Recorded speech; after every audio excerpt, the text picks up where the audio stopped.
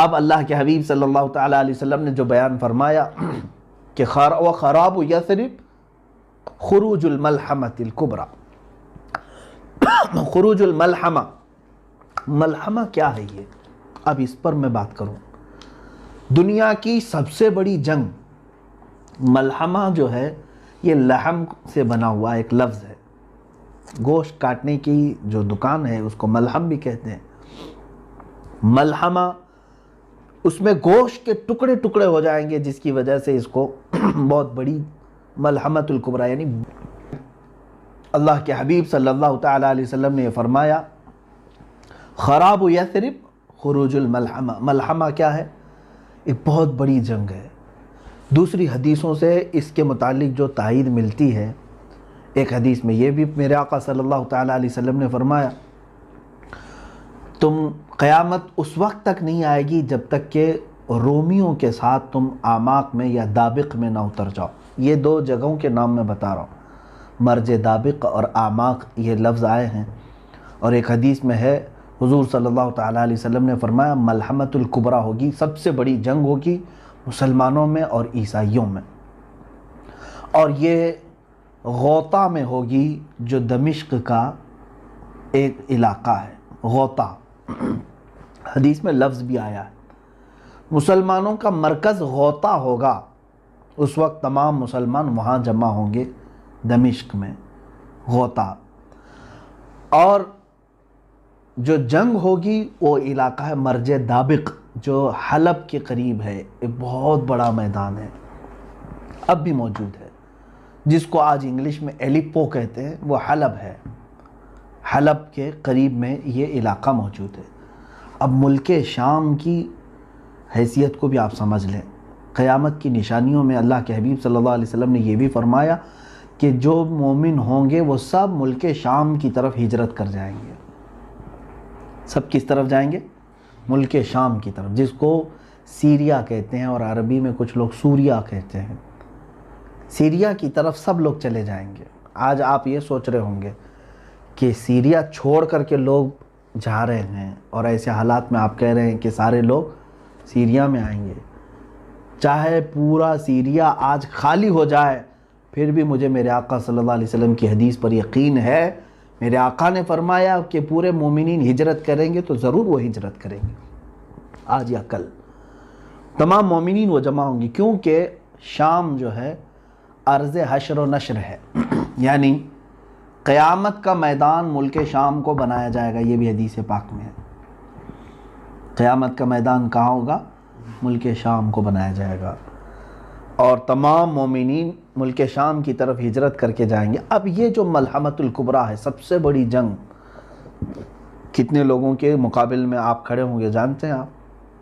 ایک حدیث میں ہے اللہ کے حبیب صلی اللہ تعالیٰ علیہ وسلم نے فرمایا اس وقت رومی، پہلے سے حالات اگر میں بتاؤں تو یہ ہے کہ میرے آقا صلی اللہ علیہ وسلم نے فرمایا تم اور عیسائی، یعنی تم اور مسلمان اور رومی عیسائی صلح کے ساتھ چل رہے ہوں گے، یعنی ایک دوسرے کے ساتھ صلح کر کے ساتھ ساتھ چل رہے ہوں گے، اور ان دونوں کا جو دشمن ہوگا اس سے لڑ رہے ہوں گے. کئی سالوں تک یہ بات چلے گی. عیسائیوں کا بھی جو دشمن ہے اور مسلمانوں کا بھی جو دشمن ہے، ہو سکتا ہے وہ یہودی ہوں، اینٹی کرائسٹ جن کو کہا جاتا ہے، وہ لوگ ہوں، ان کے ساتھ لڑ رہے ہوں گے. اس کے بعد ایک دن ایسا ہوگا کہ ایک عیسائی رومی وہ صلیب توڑ دے گا اور بدعہدی کریں گے. اس صلح میں وہ لوگ صلح کو توڑ کر کے بد شکنی کریں گے، تو پھر مسلمانوں اور عیسائیوں میں ایک بہت بڑی جنگ ہوگی. اس وقت سارے عیسائی جو جمع ہوں گے 80 جھنڈوں تلے وہ لوگ جمع ہوں گے. کتنے؟ 80 جھنڈے. ہر جھنڈے کے تحت، ہر جھنڈے کے نیچے 12,000 لوگ ہوں گے. اس اعتبار سے تقریباً کتنے ہو گئے؟ 9,60,000 کے قریب. 9,60,000 کی فوج ایک طرف ہوگی. یوں سمجھ لیں کہ مومنین کے مخالفت میں، مسلمانوں کی مخالفت میں پورا کفر جمع ہو جائے گا. اس میں جہاں جہاں یہ لوگ ہوں گے سب کو جمع کر لیں گے. یہی ملحمۃ الکبریٰ ہے، سب سے بڑی جنگ ہے. اور اس جنگ میں مسلمان کس طرح ہوں گے؟ بعض حضرات نے کہا کہ وہ امام مہدی کی قیادت میں لڑیں گے، لیکن حدیثوں میں ایسا لفظ تو ہے نہیں۔ ہو سکتا ہے کہ امام مہدی کے بغیر بھی لڑیں۔ قیادت کون کرے گا، کیسے کرے گا، اس کے متعلق وضاحت نہیں ملتی، لیکن البتہ یہ بات ہے کہ ان میں سے 1/3 لوگ، مسلمانوں میں سے 1/3 کے قریب 1/3 بھاگ جائیں گے، اور میرے آقا صلی اللہ علیہ وسلم نے فرمایا وہ ایسے ہوں گے کہ اللہ تعالیٰ کبھی ان کی توبہ قبول نہیں کرے گا، وہ ہمیشہ کے لیے مردود مریں گے، ان کی توبہ کبھی نہیں قبول ہوگی، وہ جہنم میں جائیں گے، جو میدان چھوڑ جائیں گے، اور 1/3 اس میں سے شہید ہوں گے، دوسرا 1/3، یعنی 3 حصے کریں گے اگر مسلمانوں کے، تو 1/3 میدان چھوڑیں گے، 1/3 شہید ہو جائیں گے۔ ہم افضل الشہداء، حدیث میں فرمایا گیا کہ وہ شہیدوں میں سب سے افضل ہوں گے، وہ شہیدوں میں سب سے افضل۔ باقی جو 1/3 بچے ہوں گے یہ ان پہ فتح پالیں گے، ان پہ فتح پالیں گے، یہ میرے آقا صلی اللہ علیہ وسلم نے فرمایا ہے تو فتح ہوگی۔ یہ ملحمۃ الکبریٰ ہے، یہ کہاں لڑی جائے گی، کیسے لڑی جائے گی، سب میرے آقا صلی اللہ علیہ وسلم نے صاف بیان فرمایا۔ اس پر اور تحقیق کرو نوجوانوں، بچوں۔ اب میں اپنی گفتگو کو سمیٹتا ہوا آتا ہوں۔ جو حالات آج تھے، جس کی طرف آج اشارے مل رہے ہیں، پورے دنیا کی پولیٹکس گرم ہو چکی ہے، اس سلسلے میں نے یہ حدیث عرض کی۔ میں آخری یہ 2 باتیں عرض کر کے کچھ تبصرہ کروں۔ اور جیسے ہی ملحمۃ الکبریٰ ختم ہوگی، حدیث پاک کے لفظ ہیں فتح قسطنطینیہ۔ قسطنطنیہ کیا ہے؟ یہ آپ ہو سکتا ہے یہ لفظ سن رہے ہوں، حالانکہ یہ پرانا لفظ ہے اور علم والے جانتے بھی ہیں۔ یہ ترکی کا وہی شہر ہے جس کو آج استنبول کہا جا رہا ہے۔ اس شہر کے فتح کے سلسلے میں بھی میرے آقا صلی اللہ تعالیٰ علیہ وسلم نے بشارت دی تھی۔ اول جیش غزاہا، ایک حدیث پاک میں ہے، وہ سب سے پہلا لشکر جو غزوہ کرے گا یا جہاد کرے گا اور قسطنطنیہ فتح کرے گا، وہ لوگ بلا حساب و کتاب جنت میں جائیں گے۔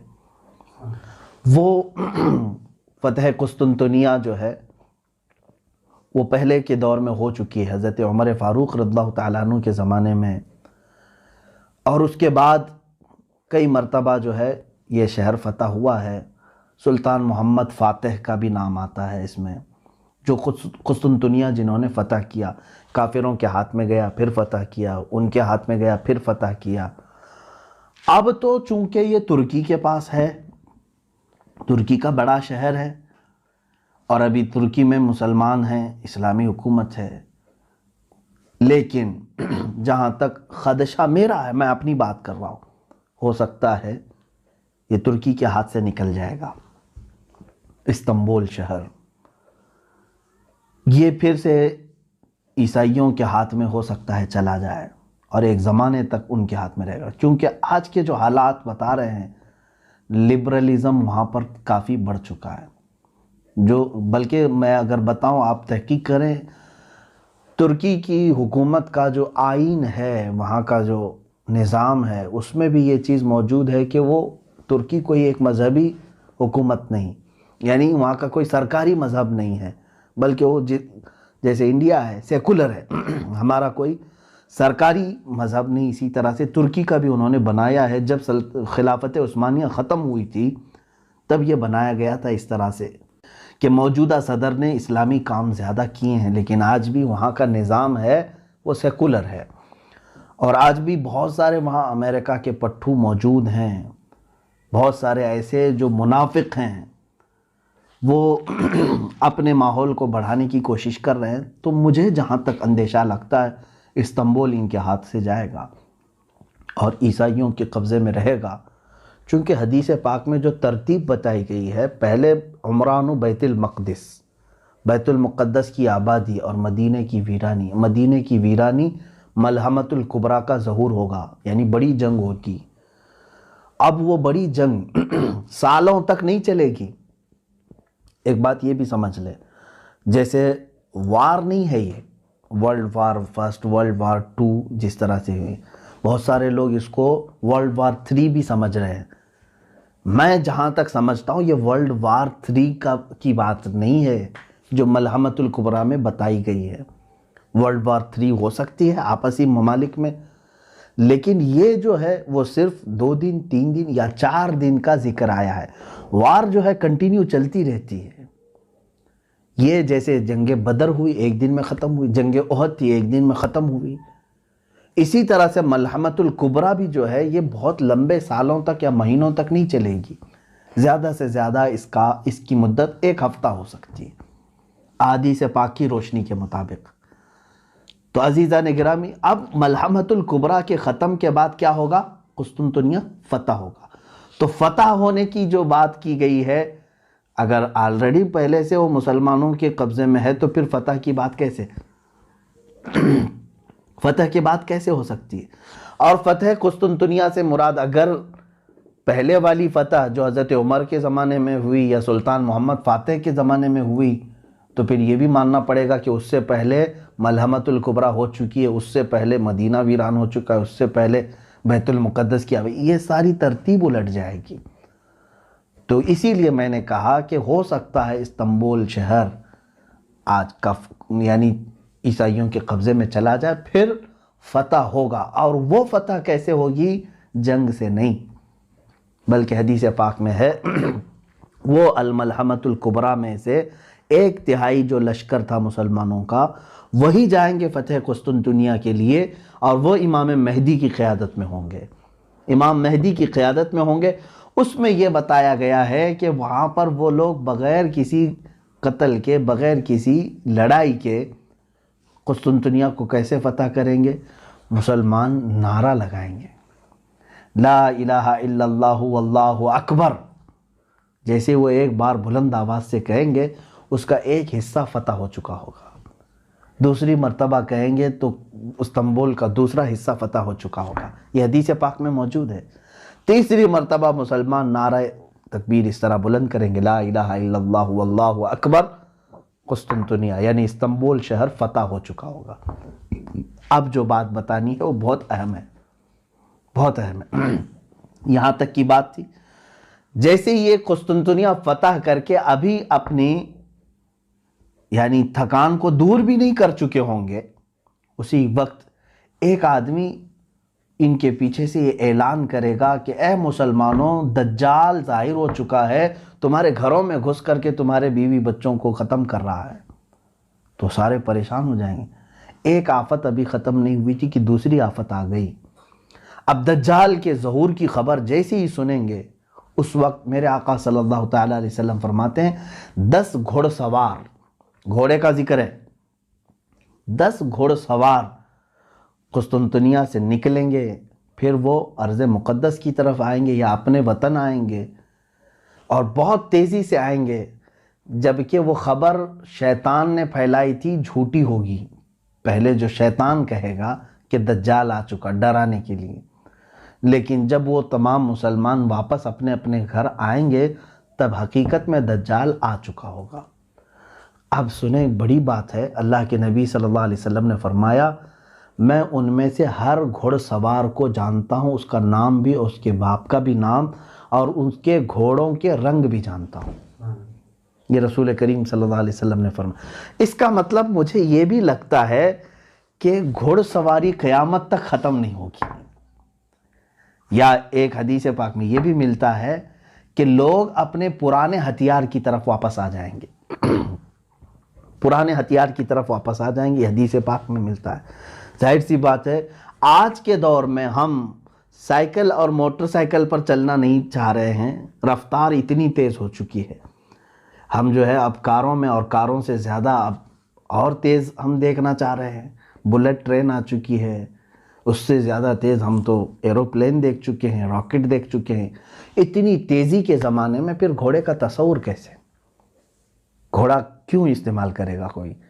لیکن حدیث پاک میں اگر آیا ہے تو یقیناً میرا یقین کہتا ہے، میرا ایمان ہے یہ کہ یقیناً لوگ گھوڑے پر ہی سواری کریں گے، اور اس وقت اپنی پرانے ہتھیار، ہو سکتا ہے اس کی وجہ یہ ہو سکتی ہے، جیسے کہ ایک سائنسدان نے کہا ہے، بڑا سائنٹسٹ ہے، اس نے بھی یہ بات کہا کہ میں ورلڈ وار 3 کے بارے میں تو نہیں جانتا کہ کیسے ہوگی، بایولوجیکل ہوگی، جیسے ابھی بہت سارے لوگ کہہ رہے ہیں وائرس پیدا کیا گیا ہے، اگر پیدا کر کے ایک ملک دوسرے ملک کو تباہ کرنے کی کوشش کر رہا ہے تو یہ بایولوجیکل وار ہے، ایک دوسرے کو مطلب وبا پھیلا کر کے ختم کرنا، یا پھر ٹیکنالوجی کے اعتبار سے ہوگی کہ مطلب آن لائن جو ہے اس کا پورا سافٹ ویئر ہیک کر لیا، اس کی بینک کرپٹ کر دیا، یہ بھی ایک وار ہے، یا پھر جو ہے بارود سے ہوگی، پیٹروٹ میزائل سے ہوگی، کس سے ہوگی ورلڈ وار 3، اس کے بارے میں پکا کسی کو علم نہیں۔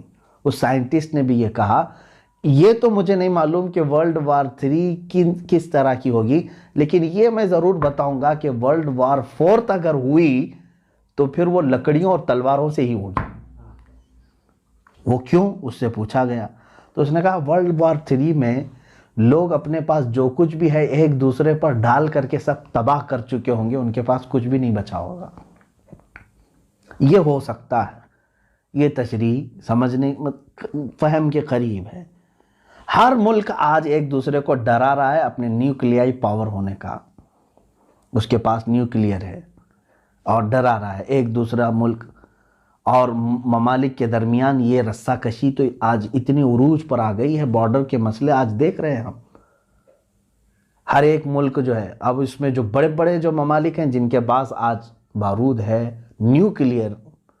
نیوکلیائی پاور ہے، اگر ان میں سے کسی نے بھی نیوکلیائی پاور کا استعمال کیا تو انجام اتنا خطرناک ہوگا۔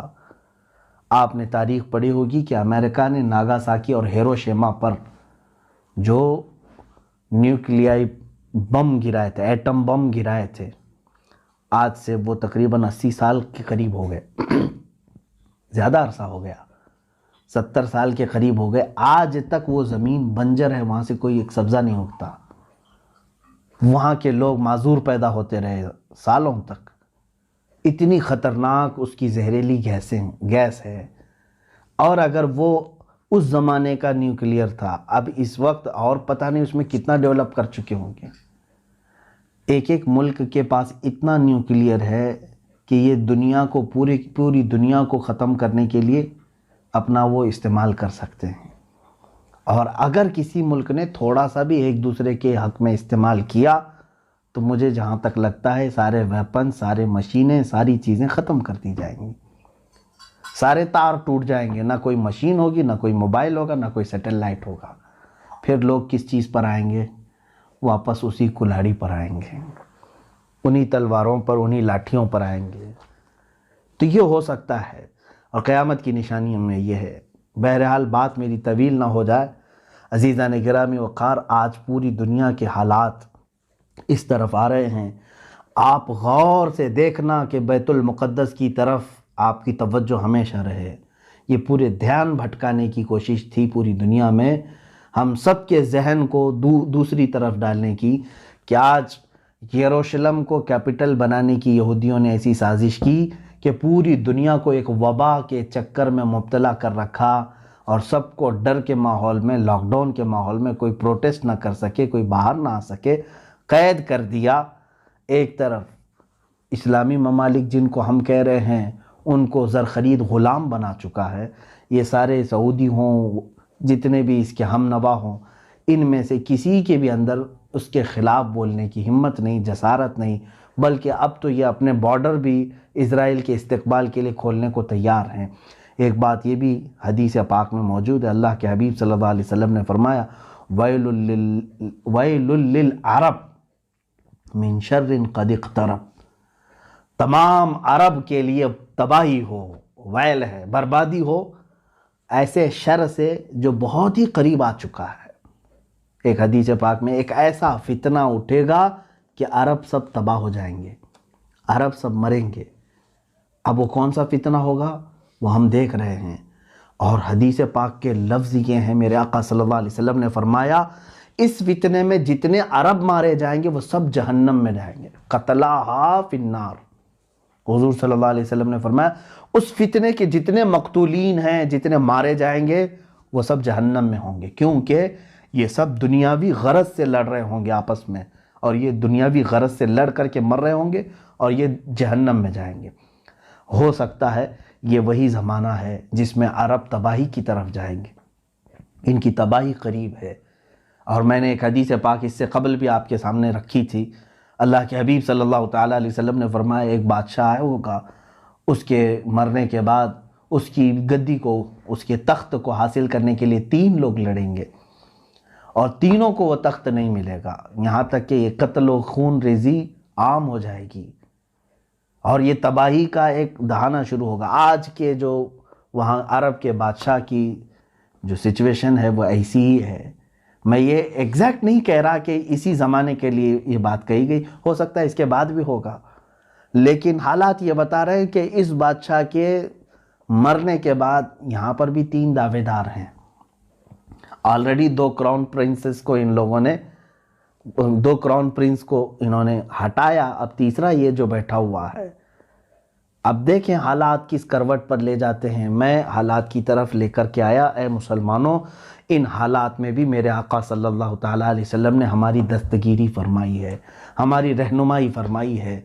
افسوس ہے اس وقت جو ہے ہمارے بچے گیم میں مبتلا ہیں، ٹک ٹاک میں مبتلا ہیں، بہت سارے ایسی خرافات اور واہیات میں مبتلا ہیں، پوری رات پورا دن اس طرح کی فحاشیت میں مبتلا ہیں، تو ہمیں معلوم نہیں کہ دنیا کہاں چل چکی ہے اور کون سے پلاننگ ہو چکی ہیں۔ اسی لیے میں بارہا یہ کہتا ہوں کہ اٹھو وہ گر نہ حشر نہ ہوگا پھر کبھی، دوڑو کہ زمانہ چال اپنی چل گیا۔ اے امت محمدیہ کے غیور نوجوانوں، قوت عشق سے ہر پست کو بالا کر دے، دہر میں نام محمد سے اجالا کر دے۔ وآخر دعوانا ان الحمدللہ رب العالمین۔ السلام علیکم ورحمۃ اللہ۔